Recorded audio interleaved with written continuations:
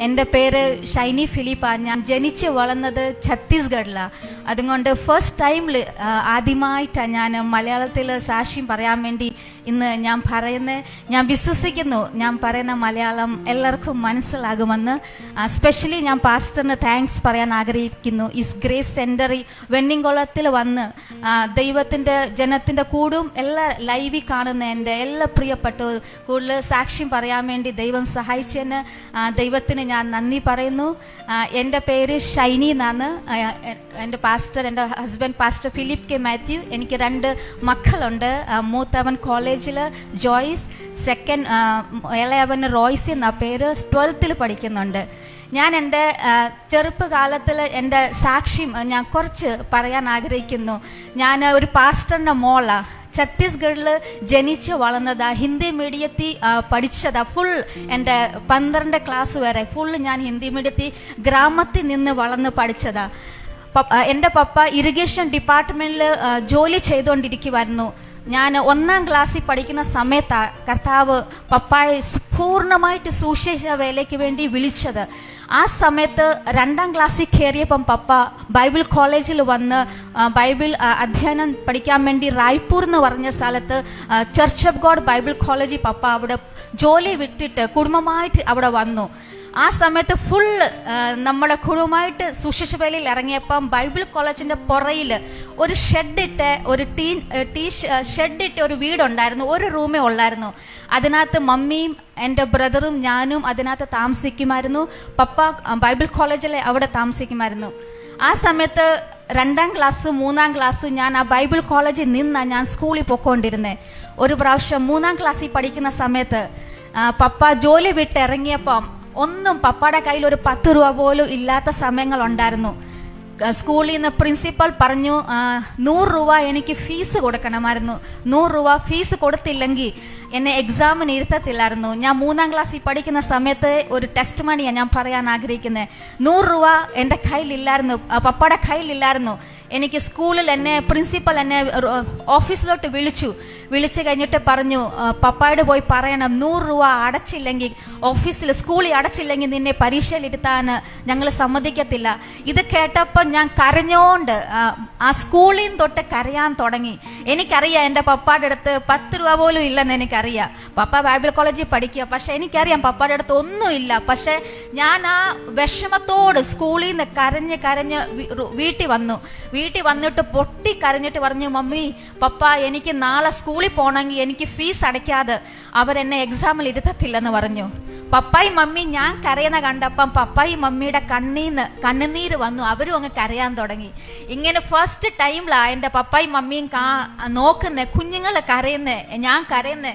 പ്രയാസപ്പെട്ട് സ്കൂളിൽ പൈസ കൊടുക്കാൻ പറ്റാത്ത, ഫീസിന് പൈസ കൊടുക്കാൻ പറ്റാത്ത അവസരം വന്നപ്പം കരയുന്ന അവസരം വന്നു. ആ സമയത്ത് എൻ്റെ പപ്പ മമ്മിയെ എൻ്റെ ബ്രദറിനെ എന്നെയും വിളിച്ചിട്ട് പറഞ്ഞു, നമുക്ക് വിരിക്കാമെന്ന് പറഞ്ഞു. മുട്ടുമേ ഇരുന്നു. ഇന്ന് ഞാൻ ആ രംഗം ഓർക്കുന്നുണ്ട്. എൻ്റെ വീട് ടിൻ ഷീറ്റിൻ്റെ വീട്ടിലാണ് ഞങ്ങളെ തന്നെ, സൗകര്യങ്ങളൊന്നുമില്ല. പക്ഷെ ആ ടിൻ ഷീറ്റിൻ്റെ താഴെ ഒരു വിരിച്ചിട്ട് മുട്ടുമേ ഇരുന്നിട്ട് ഞങ്ങൾ 4 പേരും കൈയോട് കൈ ഇങ്ങനെ പിടിച്ചിട്ട് ദൈവത്തോട് കരഞ്ഞ് പ്രാർത്ഥിക്കുക, കർത്താവേ ഒരു 100 രൂപ. എൻ്റെ പപ്പ പ്രാർത്ഥിക്കുക, ഈ ഷൈനിയുടെ ഫീസ് അടയ്ക്കാൻ വേണ്ടി ദൈവം എവിടെയെങ്കിലും ഒന്ന് വഴി തുറക്കണേ എന്ന് പറഞ്ഞ് കരഞ്ഞ് പ്രാർത്ഥിക്കുന്നുണ്ട്. ഞങ്ങളെല്ലാവരും കരഞ്ഞ് ദൈവത്തോട് പ്രാർത്ഥിക്കുമ്പം ചിലപ്പോൾ ഞാനിത് പറയുമ്പം വിശ്വാസം ഇല്ലായിരിക്കും. ഇത് ദൈവം ചെയ്ത മിറക്കിൾ ചെയ്തത് ചിലപ്പോൾ നിങ്ങൾക്ക് വിശ്വസിക്കത്തില്ല. ഞാൻ എൻ്റെ കണ്ണും കൊണ്ട് കണ്ടതാ. ദൈവം എനിക്ക് വേണ്ടി ആ 100 രൂപ എവിടുന്നാ കൊണ്ടുവന്നെന്ന്. എൻ്റെ ടിൻ ഷീറ്റായിരുന്നു. ആ ഷീറ്റിൻ്റെ അവിടെ ഇച്ചിരി ഗ്യാപ്പ് ഉണ്ടായിരുന്നു. സിമെന്റിൻ്റെ, നമ്മളെ വീടിൻ്റെ മണ്ടയ്ക്ക് സിമെന്റിൻ്റെ ആ ടിന്നിൻ്റെ ഷീറ്റിൻ്റെ താഴെ അവിടെ ഒരു എലി ഇങ്ങനെ ഓടിക്കൊണ്ടിരിക്കുമായിരുന്നു. ആ എലിയുടെ വായിൽ ഒരു 100 രൂപ ഉണ്ടായിരുന്നു. ഓടി വന്നപ്പോൾ ഞങ്ങൾ പ്രാർത്ഥിക്കുന്ന ആ പായുടെ താഴെ കൊണ്ട് ആ എലി 100 രൂപ ഇട്ടു. ഒരു കീറിയ പോലും നോട്ടല്ലായിരുന്നു, ഒന്നും സംഭവിച്ചില്ലായിരുന്നു. ഇത് ഞാൻ എൻ്റെ കണ്ണും കൊണ്ട് കണ്ടതാ. ദൈവം ചെയ്ത ഒരു മിറക്കൽ. ഒരു എലി കൊണ്ട് ഒരു 100 രൂപ ഞങ്ങൾ 4 പേരും പ്രാർത്ഥിക്കുന്ന ആ പായിൻ്റെ അവിടെ വന്ന 100 രൂപ വീണു.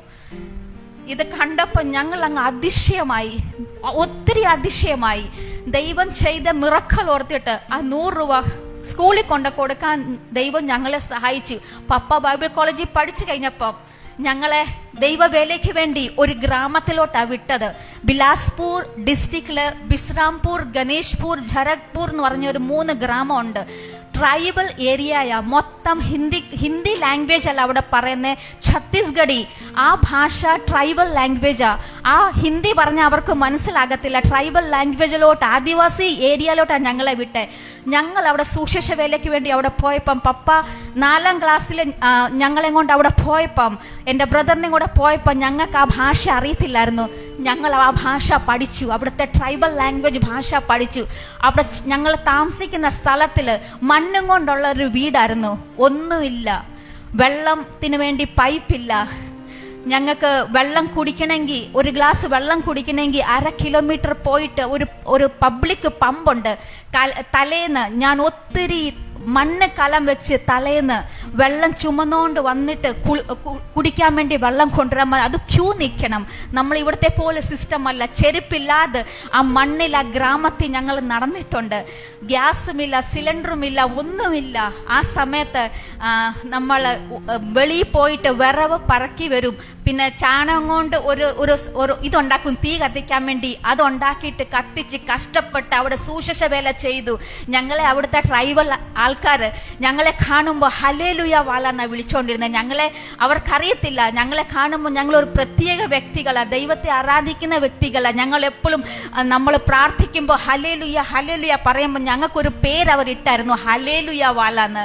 പപ്പ എല്ലാ ദിവസവും രാവിലെ 3 ഗ്രാമത്തിൽ വെച്ച് സുശേഷം പറയുമായിരുന്നു. ഞങ്ങളെ 5 മണിക്ക് ഉണർത്തുമായിരുന്നു.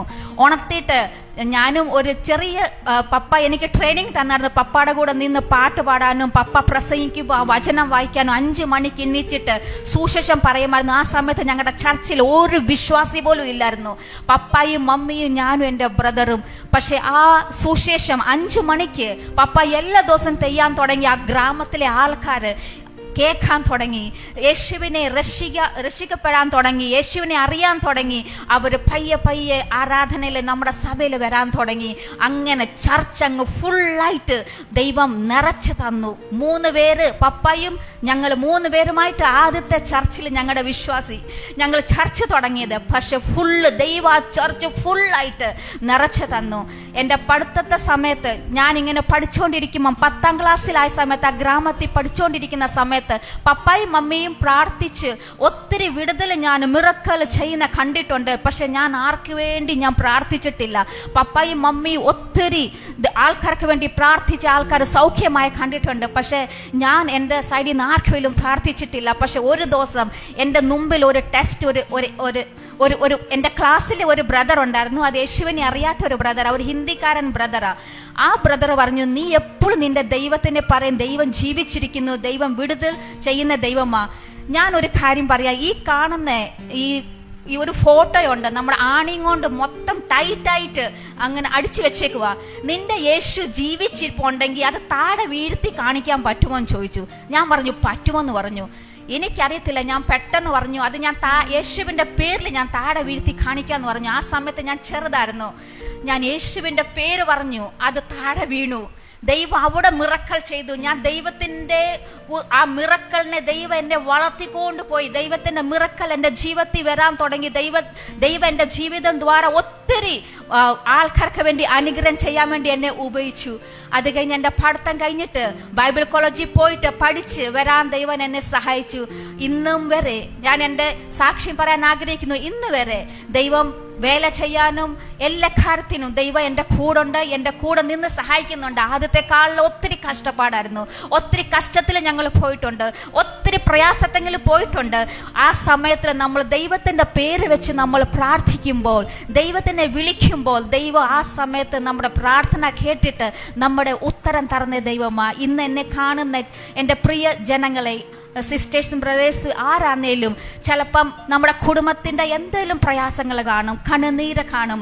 ചിലപ്പോൾ രാത്രിയിൽ ആരും അറിയാതെ ചിലപ്പോൾ നമ്മുടെ സഹോദരികൾ ബാത്റൂമിൽ പോയിട്ട്, കിച്ചണിൽ പോയിട്ട് വീടിലെ നമ്മുടെ പ്രയാസങ്ങൾ ഓർത്ത് തന്നെ ഇരുന്ന് കരയുന്ന ചില അവസരങ്ങളും കാണും. ചിലപ്പം ചിന്തിക്കും എന്നെ ആരും മനസ്സിലാക്കാൻ ആരുമില്ല. ചിലപ്പം നമ്മുടെ കടങ്ങൾ ഓർത്തായിരിക്കും, ചിലപ്പം നമ്മുടെ കുഞ്ഞുങ്ങളെ ഓർത്തായിരിക്കും, ചിലപ്പം നമ്മുടെ എന്തോ കാര്യങ്ങളായിരിക്കും, നമ്മുടെ ഭാവിയെ ഓർത്തായിരിക്കും. ചിലപ്പം നമ്മൾ ഒത്തിരി പ്രയാസപ്പെട്ട് പൊട്ടിക്കരങ്ങൾ ദിവസങ്ങൾ കാണും. ഞാൻ പറയാൻ ആഗ്രഹിക്കുന്നത്, ആ സമയത്ത് നമ്മൾ എന്തോ ചെയ്യണം? നമ്മൾ ദൈവത്തിന്റെ സന്നിധി വരണം. ദൈവത്തോട് പ്രാർത്ഥിച്ച ദൈവം നമ്മുടെ പ്രാർത്ഥന കേട്ട് ഉത്തരം തരുന്ന ദൈവം. Hallelujah, praise the Lord. ഞാൻ എല്ലാവർക്കും താങ്ക്സ് പറയാൻ ആഗ്രഹിക്കുന്നു. ഈ സാക്ഷി മുഖാന്തരം സ്പെഷ്യലി ഞാൻ പാസ്റ്ററിനെയും ഇവിടുത്തെ ടീമിനെയും വർഷിപ്പ് ടീമിനെയും ഇവിടുത്തെ വിശ്വാസികളെയും എന്നെ കാണുന്ന എല്ലാവർക്കും ഞാൻ താങ്ക്സ് പറയാൻ ആഗ്രഹിക്കുന്നു. എനിക്ക് തന്ന അവസരം ദൈവം എല്ലാവർക്കും അനുഗ്രഹിക്കട്ടെ. Thank you.